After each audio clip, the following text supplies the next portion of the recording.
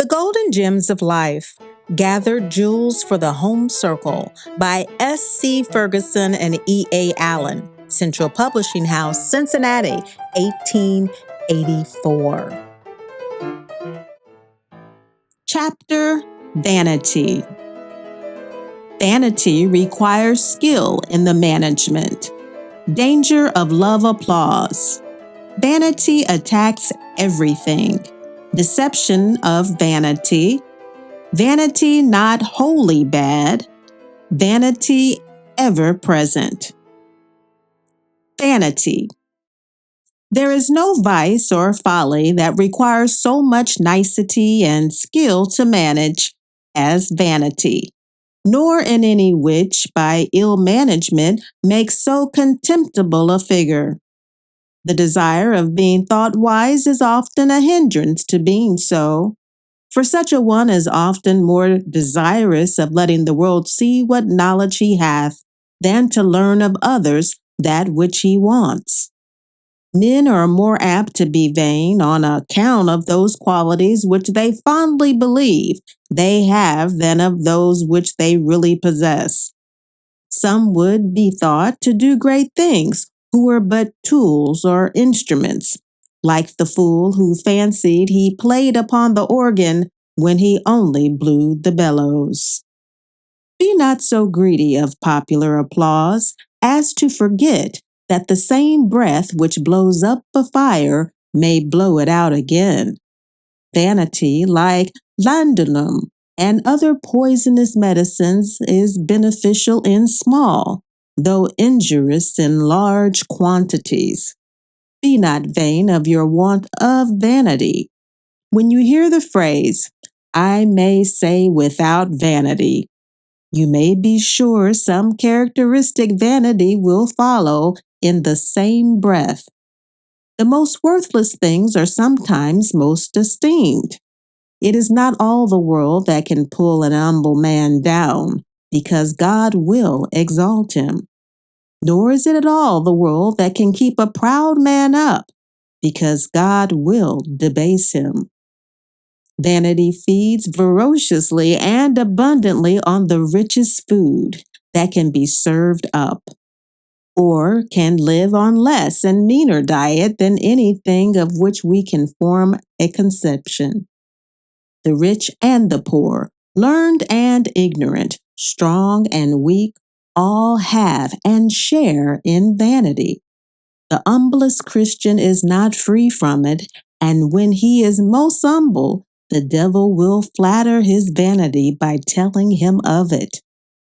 On the other hand, it is with equal relish that it feeds upon vulgarity, coarseness, and fulsome eccentricity, everything in sort by which a person can attract attention. It often takes liberality by the hand, prompts advice, administers reproof, and sometimes perches visibly and gaily on the prayers and sermons in the pulpit. It is an ever-present principle of human nature, a win on the heart of a man, less painful but equally loathsome as a cancer.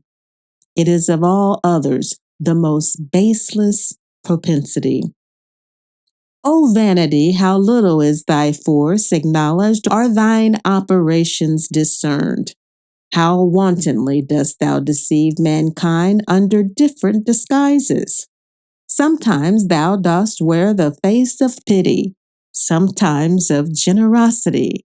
Nay, thou hast the assurance to put on the robes of religion and the glorious ornaments that belong only to heroic virtue. Vanity is the fruit of ignorance. It thrives most in those places never reached by the air of heaven or the light of the sun. It is a deceitful sweetness, a fruitless labor, a perpetual fear, a dangerous honor. Her beginning is without providence, but her end not without repentance. Vanity is so constantly solicitous of self that even where its own claims are not interested, it indirectly seeks the ailment which it loves by showing how little is deserved by others. Charms which, like flowers, lie on the surface, such as preserve figure and dress, conduce to vanity. On the contrary, those excellencies which lie down like gold and are discovered with difficulty, such as profoundness of intellect and morality, leave their possessors modest and humble.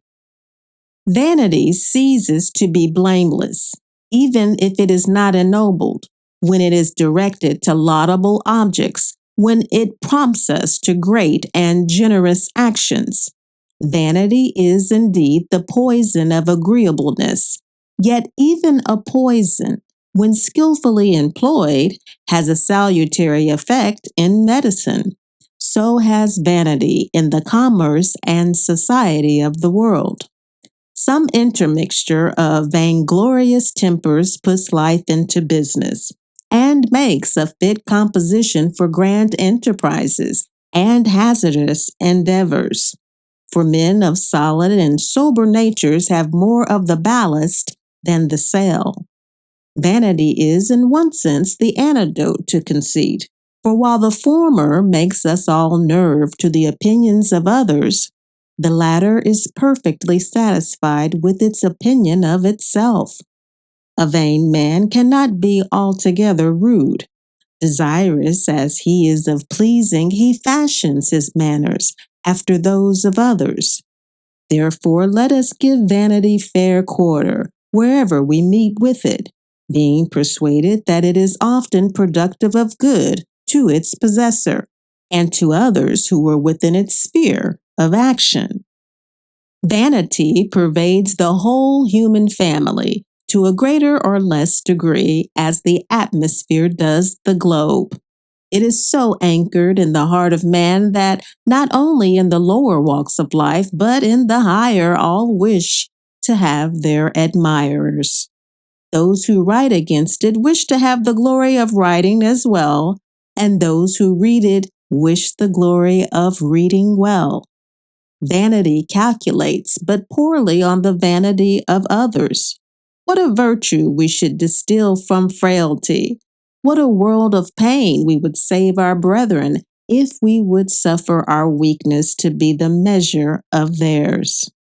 We would rather contend with pride than vanity, because pride has a stand up way of fighting. You know where it is. It throws its black shadow on you, and you are not at a loss where to strike.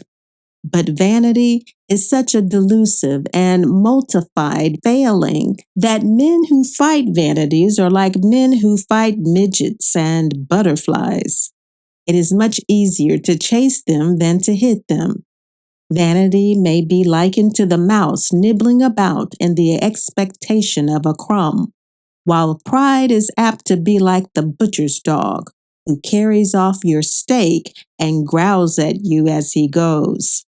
Pride is never more offensive than when it condescends to be civil, whereas vanity, whenever it forgets itself, naturally assumes good humor.